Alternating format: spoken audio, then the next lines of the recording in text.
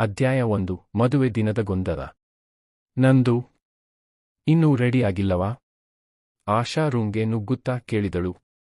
ಆಯ್ತು ಕಣೆ. ಈ ಜುಮ್ಕಾ ಮಾತ್ರ ಸಿಗ್ತಾ ಇಲ್ಲ.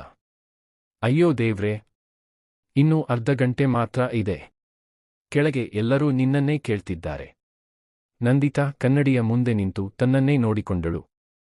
ಇವತ್ತು ಅವಳ ಮದುವೆ. ಕಾರ್ತಿಕ್ ಜೊತೆ 3 ವರ್ಷಗಳಿಂದ ಪ್ರೀತಿಸಿ 2 ಮನೆಯವರ ಒಪ್ಪಿಗೆಯೊಂದಿಗೆ ನಿಶ್ಚಯವಾಗಿದ್ದ ಮದುವೆ. ಎಲ್ಲರೂ ಖುಷಿಯಾಗಿದ್ದರು.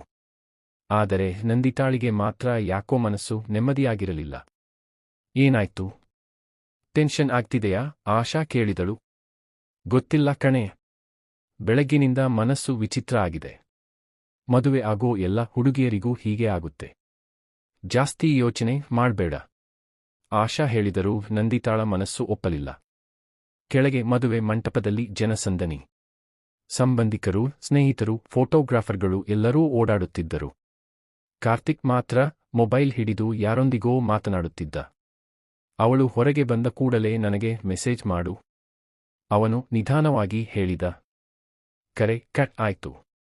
ಅವನ ಮುಖದಲ್ಲಿ ವಿಚಿತ್ರ ನಗು ಮೂಡಿತು. ಅದೇ ಸಮಯದಲ್ಲಿ ಮಂಟಪದಿಂದ ಸ್ವಲ್ಪ ದೂರ ಕಪ್ಪು ಬಣ್ಣದ ಕಾರೊಂದು ನಿಂತಿತ್ತು. ಕಾರಿನೊಳಗೆ ಕುಳಿತಿದ್ದ ವ್ಯಕ್ತಿ ಕಣ್ಣಕಡ್ಡಿ ತೆಗೆದು ಹೊರಗೆ ನೋಡಿದ. ಅವನ ಹೆಸರು ಅರವಿಂದ್ ಗೌಡ, ಬೆಂಗಳೂರಿನ ದೊಡ್ಡ ಉದ್ಯಮಿಗಳಲ್ಲಿ ಒಬ್ಬ. ಅವನ ಫೋನ್ ರಿಂಗ್ ಆಯಿತು. ಸರ್, ನಾವು ಹುಡುಕುತ್ತಿದ್ದ ಹುಡುಗಿ ಇದೆ. ಖಚಿತನಾ? ಹೌದು ಸರ್. ಅರವಿಂದ್ ಕೆಲ ಕ್ಷಣ ಮೌನವಾಗಿದ್ದ. ಯಾವ ತಪ್ಪೂ ಆಗಬಾರದು. ಸ್ವಲ್ಪ ಹೊತ್ತಿನ ನಂತರ ನಂದಿತಾ ಮಂಟಪದ ಹಿಂದಿನ ತೋಟಕ್ಕೆ ಬಂದಳು. ಸ್ವಲ್ಪ ಗಾಳಿ ಬೇಕಿತ್ತು. ಅಷ್ಟರಲ್ಲಿ ಒಬ್ಬ ವ್ಯಕ್ತಿ ಓಡುತ್ತಾ ಬಂದ. ಮ್ಯಾಡಮ್, ನಿಮ್ಮ ಅಪ್ಪಗೆ ಆರೋಗ್ಯ ಸರಿಯಿಲ್ಲ, ಹೊರಗಡೆ ಬಿದ್ದಿದ್ದಾರೆ. ಏನ್ ಹೇಳ್ತಿದ್ದೀರಾ? ಬೇಗ ಬನ್ನಿ. ನಂದಿತಾ ಯೋಚನೆ ಮಾಡದೆ ಅವನ ಹಿಂದೆ ಓಡಿದಳು. ಹೊರಗೆ ಒಂದು ವ್ಯಾನ್ ನಿಂತಿತ್ತು. ಅಪ್ಪ ಎಲ್ಲಿದ್ದಾರೆ? ಒಳಗಿದ್ದಾರೆ. ಅವಳು ಒಳಗೆ ಕಾಲಿಟ್ಟ ಕ್ಷಣ ಢರಕ್, ಬಾಗಿಲು ಮುಚ್ಚಿತು. ಹೇ, ಯಾರು ನೀವು? ಅವಳು ಕೂಗಲು ಶುರು ಮಾಡಿದಳು. ಆದರೆ ಯಾರೋ ಹಿಂದೆ ಬಂದು ಬಾಯಿಗೆ ಬಟ್ಟೆ ಹಿಡಿದರು. ಕೆಲವೇ ಸೆಕೆಂಡ್ಗಳಲ್ಲಿ ಅವಳ ಕಣ್ಣು ಮಂಜಾಯಿತು. ಬಿಡಿ ನನ್ನನ್ನ. ಅವಳ ಮಾತು ಅರ್ಧದಲ್ಲೇ ನಿಂತಿತು.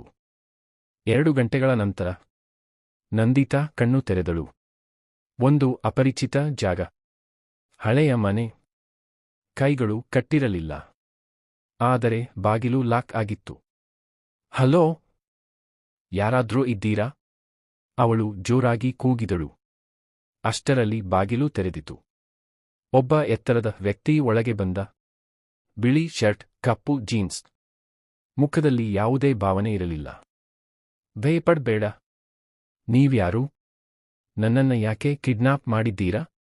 ನಾನು ಕಿಡ್ನಾಪ್ ಮಾಡಿಲ್ಲ. ಹಾಗಿದ್ರೆ ಇಲ್ಲಿ ಹೇಗೆ ಬಂದೆ? ಅವನು ಅವಳ ಕಡೆ ನೋಡಿ ಹೇಳಿದ.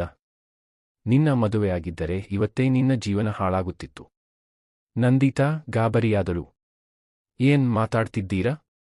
ಕಾರ್ತಿಕ್ ಬಗ್ಗೆ ನಿನಗೆ ಗೊತ್ತಿರೋದು ಅರ್ಧ ಸತ್ಯ ಮಾತ್ರ. ಅವನು ಒಂದು ಫೈಲ್ ಅವಳ ಮುಂದೆ ಇಟ್ಟ. ಮೊದಲು ಇದನ್ನ ನೋಡು. ನಂದಿತಾ ಫೈಲ್ ತೆರೆದಳು. ಮೊದಲ ಫೋಟೋ ನೋಡುತ್ತಿದ್ದಂತೆಯೇ ಅವಳ ಕೈ ನಡುಗಿತು. ಇದು ಸುಳ್ಳು. ಅವಳ ಕಣ್ಣುಗಳಲ್ಲಿ ಕಣ್ಣೀರು ತುಂಬಿತು. ಆ ವ್ಯಕ್ತಿ ನಿಧಾನವಾಗಿ ಹೇಳಿದ. ಸುಳ್ಳಲ್ಲ ನಂದು.